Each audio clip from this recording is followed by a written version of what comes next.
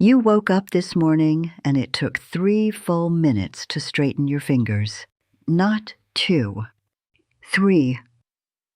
That slow, reluctant uncurling before you could hold your coffee cup. Your knees creaked when you stood. Your wrists ached by noon. You brought it up with your doctor, maybe more than once, and what came back was some version of, "That's just what happens at your age." So you stretched. You bought the joint supplements. You told yourself it was probably arthritis. Here is what nobody in that office told you. 80% of practicing OBGYNs received no formal menopause training. 1 in 5 women is dismissed at the appointment.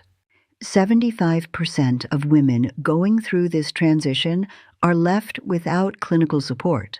And your estradiol, the hormone that was quietly protecting every joint in your body, has dropped 95% since your cycling years. Not declined. Collapsed. Drop a comment and tell me where you're watching this from. I want to know how far this conversation is reaching. That collapse has a name. It has a mechanism. It has a clinical explanation that has existed in peer-reviewed research for years, and somehow it never made it into the conversation you were having about your hands. The system you trusted to read your body's signal looked at your joints and called it wear, called it aging. Something to manage, not something to understand. What I am going to show you, and I need you to stay with me, because the piece that finally makes this click does not come until later, is the exact physiological chain between the hormone your body lost and the pain you have been told to accept.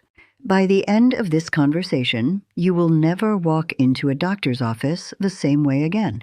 You woke up this morning, and it took 3 full minutes to straighten your fingers. Not 2. 3. That slow, reluctant uncurling before you could hold your coffee cup. Your knees creaked when you stood.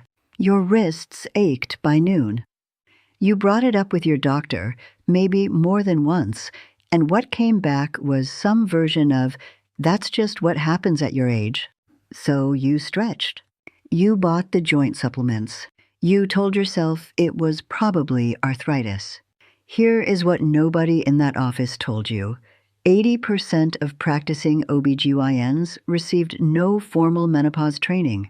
1 in 5 women is dismissed at the appointment. 75% of women going through this transition are left without clinical support. And your estradiol, the hormone that was quietly protecting every joint in your body, has dropped 95% since your cycling years. Not declined. Collapsed. Drop a comment and tell me where you're watching this from. I want to know how far this conversation is reaching. That collapse has a name. It has a mechanism. It has a clinical explanation that has existed in peer-reviewed research for years, and somehow it never made it into the conversation you were having about your hands. The system you trusted to read your body's signals looked at your joints and called it wear, called it aging. Something to manage, not something to understand. And look, I need you to stay with me here, because the piece that finally makes this click, the exact physiological chain between the hormone your body lost and the pain you have been told to accept, does not come until later in this conversation. What I am going to show you today will change how you walk into every doctor's office from this point forward. The silence ends in this room. Think about your mother for a moment. She went through this probably around the same age you are now. Did she talk about it? Did she have words for what was happening to her joints, her sleep, the slow way she stopped feeling like herself? Most likely she didn't, because most likely nobody gave her those words either. She lived inside the same silence you inherited. And before 2002, at least some women were receiving hormonal support, imperfect, incomplete, but present. Then came the Women's Health Initiative. One study, heavily misread, reported in headlines that stripped estrogen therapy from an entire generation of women almost overnight. The retraction never made the front page. The fear did. What happened after that 2002 panic is important because it explains the doctor sitting across from you right now. Hormone therapy prescriptions dropped by roughly 80% in the years that followed. And medical training, which had already dedicated less than 1 hour to menopause across the entire 4-year curriculum in most programs, had even less reason to update. A generation of residents learned this: avoid estrogen, treat symptoms individually, do not draw connections between hormones and musculoskeletal complaints. The joint goes to orthopedics. The mood goes to psychiatry. The weight goes to endocrinology. Nobody stands at the center of all those referrals and asks what happened to her estrogen. So here you are. You walked in with aching fingers, a body that felt like it had aged 5 years in one, and the training your doctor received, if it mentioned menopause owl, did not include the phrase estrogen-dependent joint inflammation. She was taught to look for degenerative changes on an X-ray, to check your TSH, to tell you to rest. What she was never taught, what the curriculum left out, what the post-WHI climate made clinically inconvenient, was to look at your hormones when you walked in with pain. That blind spot has a 20-year history. And I need you to stay with me because what it has cost you in your joints, yes, but not only there, goes much further than morning stiffness. That piece comes next. The training system did not make a single villain. That is what makes it so hard to name and so easy to perpetuate. Orthopedic surgeons were trained to treat cartilage. Rheumatologists were trained to classify inflammation. Primary care was trained to order X-rays and point at degenerative changes. Not one of those specialties was trained to ask about your estrogen when you walked in with joint pain because the data connecting estrogen to musculoskeletal health was never a required part of the curriculum. Meanwhile, a wellness industry, now valued at more than $29 billion, stepped into that clinical gap and handed you collagen powder, turmeric capsules, and anti-inflammatory supplements. They addressed downstream signals, never the source. And the women who paid the price? They are the ones referred from specialist to specialist, joints to orthopedics, mood to psychiatry, weight to endocrinology, while no one stood at the center of all those referrals and asked what happened to her estrogen.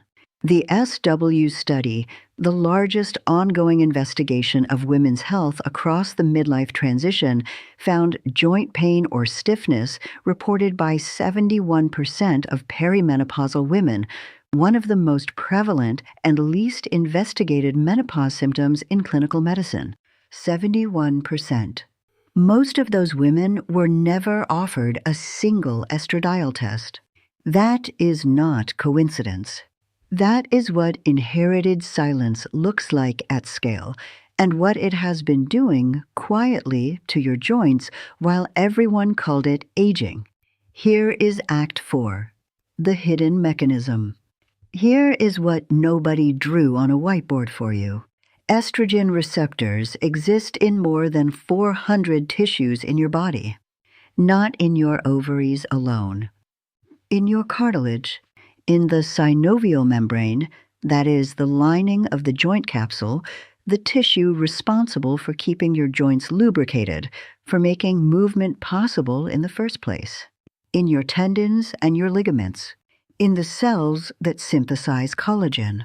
All of them carry estrogen receptors, and all of them were depending on that signal, quietly, without announcing it. In 30 years of practice, I have seen this exact pattern thousands of times. A woman whose joints began hurting within a year of her cycle becoming irregular, who was sent to orthopedics, who received x-rays, who was told the results showed degenerative changes consistent with age. What the imaging could not show was the simultaneous withdrawal of anti-inflammatory signaling from hundreds of tissues at once. When estrogen pulls back, two specific inflammatory markers, INTEL-leukin-6 and C-reactive protein, begin to rise. That is not random joint wear. That is a protective system going quiet across your entire musculoskeletal architecture. The joint is where you feel it. But the mechanism did not begin there. And that distinction matters more than almost anything else I am going to tell you. I went through this myself at 52. I remember the morning. It was winter, still dark at 6 a.m. And I was standing at my kitchen sink with my coffee in both hands because one hand wasn't enough to hold it steadily. My fingers felt thick, reluctant, like they belonged to someone older. And I stood there, a doctor with 30 years of practice behind her, and I thought, I should know exactly what this is. I did know. I just had never applied it to my own body because no one trains you to. What I know now, and what I have spent years trying to explain to the women sitting across from me, is that the mechanism doesn't stop at the joints. Estrogen actively modulates neurotransmitter function. Serotonin receptors in the brain carry estrogen binding sites. So do dopamine pathways. So does GABA signaling, which is the system responsible for neurological calm, for stable mood, for sleep architecture. When estrogen withdraws, those systems don't collapse immediately. They drift. They become, I want to find the exact word here, unreliable. The brain fog that terrifies you because it feels like early cognitive decline, the anxiety that appears without a trigger, the sadness that has no story attached to it, these are not signs that something is wrong with your mind. They are neurological consequences of a hormonal withdrawal that most clinicians are still not trained to recognize as connected. And there is a third layer underneath even this that I have not told you about yet. Look, the third layer is the one that compounds everything else and explains why nothing you tried seemed to work. When estrogen declines, the HPA axis loses a key modulating influence. Cortisol begins to run higher, not because your life became more stressful, but because the hormonal regulation of your entire stress response system has quietly shifted. And chronically elevated cortisol does something specific in a postmenopausal body. It preferentially deposits fat in the visceral region while sending signals to break down lean muscle tissue for fuel. Research tracking women in the first years postmenopause shows losses of up to 3 kilograms of lean muscle mass independent of how active they were. That is a metabolic consequence of a system running without its primary modulator, not a failure of effort. And testosterone, which protects muscle integrity, supports joint stability, and contributes directly to pain threshold, is almost never tested in women. These three mechanisms, the joint inflammation, the neurologic drift, the metabolic shift, compound each other. Cartilage does not degrade in a vacuum. It degrades in an environment. And that environment changed when your estrogen left. Women lose cartilage in weight-bearing joints at 2 to 3 times the rate of age-matched men in the first decade after menopause. Not because women's joints are weaker, because men are not experiencing the same hormonal withdrawal. The rate is not about age. The rate is about estrogen. And collagen, the structural protein you have been trying to replace with a supplement, drops in synthesis by approximately 30% in the first 5 years postmenopause, directly tied to the withdrawal of estrogen signaling. In the same window where estrogen is pulling back from musculoskeletal tissue, something is shifting in how your body handles blood sugar. Estrogen plays an active role in insulin sensitivity. Without it, postmenopausal women show a measurable acceleration in insulin resistance, independent of diet and body weight. The same meal your body processed efficiently at 42 creates a different metabolic response at 53. Not because you changed your habits, because the hormonal environment that was regulating that entire process quietly reorganized itself.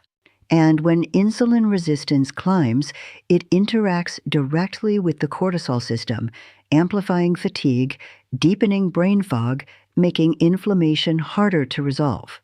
These are not separate conversations happening in different parts of your body. They are one conversation, and estrogen was running most of it. I want to tell you about a patient I will call Margaret. Early 60s, former high school track coach, still walking 5 miles 3 times a week. She sat down and said, "I feel like my body is fighting me, like it decided it was done, and it didn't consult me." She had been dismissed at 2 previous appointments with notes that said generalized myalgia and symptoms consistent with age. She had not had a single estradiol measurement since her last cycle, 6 years earlier. I walked her through the mechanism and watched her face shift. She said, "So it was never just because I was getting older." That was the moment. The story she had been carrying for 6 years had never been the accurate one.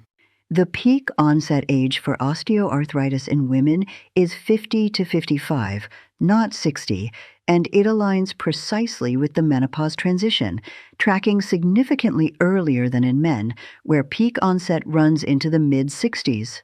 If joint degeneration were simply a function of time and mechanical use, the curves would look similar. They diverge at menopause. And the clinical evidence on timing is specific. Women who initiated hormone therapy within the first 10 years of menopause onset showed measurably lower rates of joint inflammation and cartilage deterioration. That window matters. Where are you in it right now? Because the earlier the clinical conversation happens, the wider the options remain. Sleep is where this compounds in a way almost no clinician connects. Estrogen and progesterone together support sleep architecture, specifically the slow wave phases, where tissue repair actually happens, where cartilage metabolism restores, where anti-inflammatory signaling counteracts the inflammatory burden of the day. Research in postmenopausal women shows a reduction of up to 40% in slow-wave sleep time. She may fall asleep. She just no longer stays in the phases where her body is supposed to repair itself. The joint that needed recovery hours to reset is waking up already compromised, and she has been told to take an anti-inflammatory and try gentle yoga.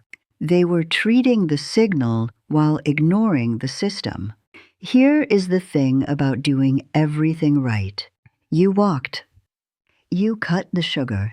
You tried the stretches, the supplements, the early bedtimes. The stiffness didn't reward the effort.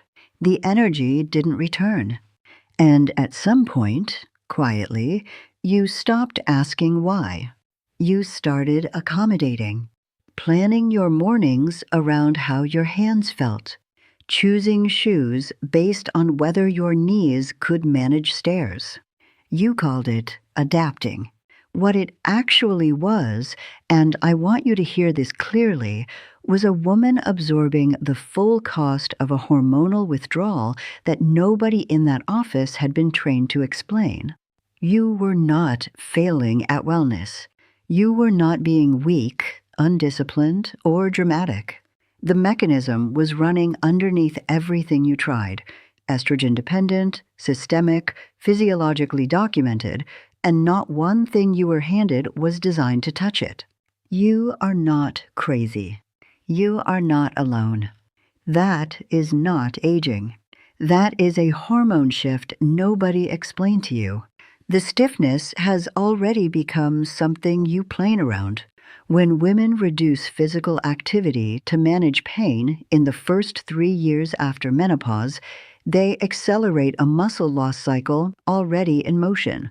Research shows a 22% reduction in grip strength within 5 years of menopause onset, and grip strength is one of the strongest clinical predictors of functional independence in the decade that follows. In the 3 to 10-year window, things compound into clinical risk.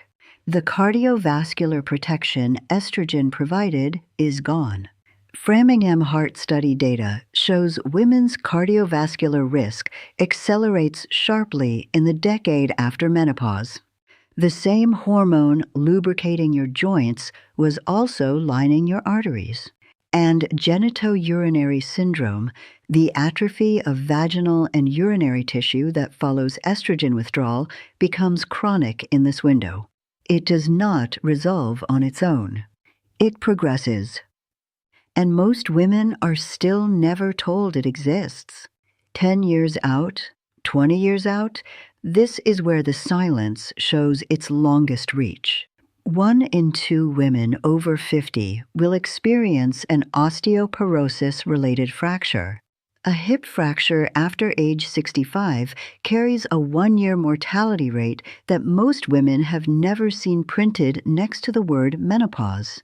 Dementia risk runs more than twice as high in women who experienced early surgical menopause without hormonal support. Cardiovascular disease is now the leading cause of death in women over 60. What began as morning stiffness in your hands has a 20-year arc that nobody drew for you. And here is what is happening right now. Anxiety affects approximately 70% of women during this transition, not occasionally, but as a persistent neurological state most clinicians still attribute to life stress, while the hormonal driver goes unnamed. Depression rates double in perimenopause compared to reproductive years. She is almost certainly already in therapy or on antidepressants before anyone ever checked her estrogen.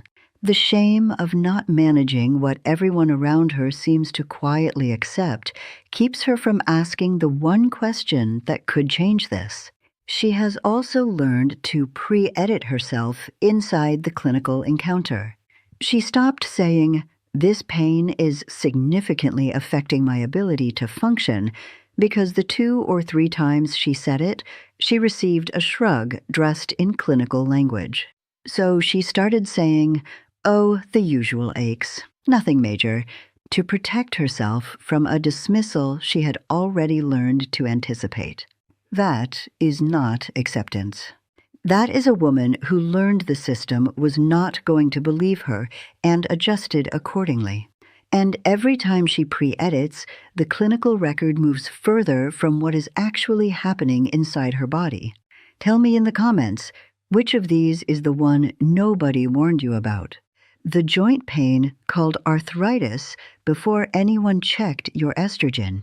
The cardiovascular window nobody mentioned. The bone density conversation that never happened at 51. The mood shift that went straight to an antidepressant prescription before anyone asked about your hormones. Drop it below. I read every single one. This is not personal failure.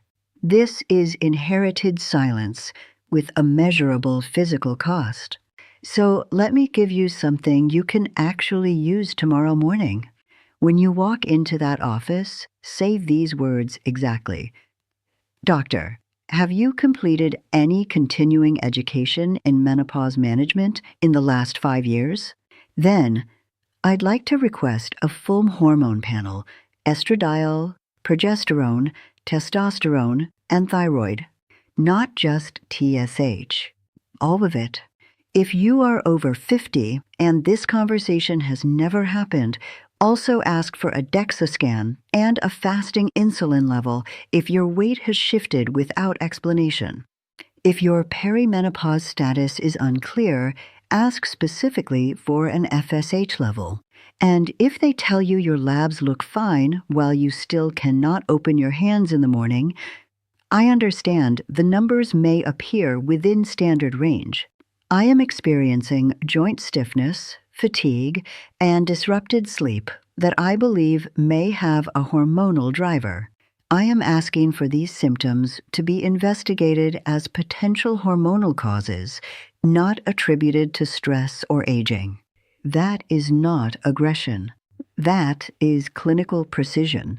If the clinician cannot engage that question with confidence, the Menopause Society maintains a directory of NAMS certified menopause practitioners. This is hard. You are walking back into a system that already failed you and asking it to do something different while still carrying the physical cost of everything it missed. You are not failing. You were never told the truth about what was happening to you. The stiffness in your hands, the aching in your knees, the mornings that required 3 minutes before your body agreed to move, those were not signs of a body breaking down on schedule. They were signals from a system that had lost a primary modulator. You now have the mechanism, the language, and the specific clinical asks. You are not a woman with a failing body walking into an appointment hoping someone believes you. You are a woman with clinical understanding and a vocabulary the system responds to. The silence ends in this row, not as a slogan, as a fact. The question that will stay with you: how many mornings did you spend believing the problem was you when the research was already sitting in a medical journal no one had bothered to read to you? What is coming next is the bone density story, and it is connected to everything we talked about today, because the same estrogen that was protecting your joints was also protecting your skeleton. Right now, quietly, women who were told they were fine at their last checkup are inside a 10-year window they do not know is closing. Before you go, leave a comment and tell me what landed today, what you needed to hear, what you have been carrying that finally has a name. I read every single one. Take care of yourself. I will see you in the next one. Before you go, leave a comment and tell me what you needed to hear today that you have never heard before. What finally made something click? What you have been carrying for years that now has a name. Your story matters, not in the abstract, but because there is another woman somewhere in the same silence right now, and what you write below might reach her before any doctor does. I read every single one. Take care of yourself. I will see you in the next one.